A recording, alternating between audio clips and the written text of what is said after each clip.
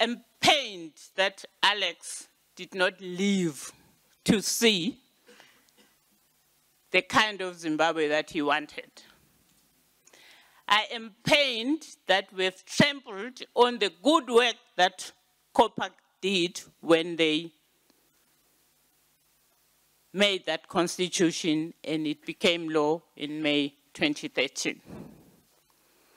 I am pained that he left us as we approach an election that by all standards will be bloody. I am pained that those who are receiving advice from him will have nobody to turn to come the troubles that are ahead of us for 2023. It's my desire, hope, prayer, and belief that we can say to Alex, Msaigwa, you are gone. But we will remain united. We will work together as civil society, as lawyers, as activists, young and old. Takudzwa inindi ripano.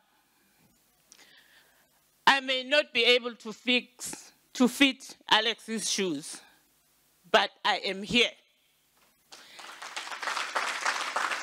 I may not have his legal acumen, but hey, if you get me and Fadzi, we might make up an Alex.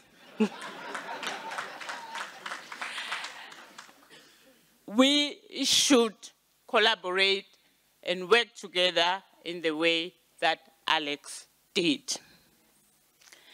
But of course, Alex was not just a scholar and someone who just talked constitutionalism.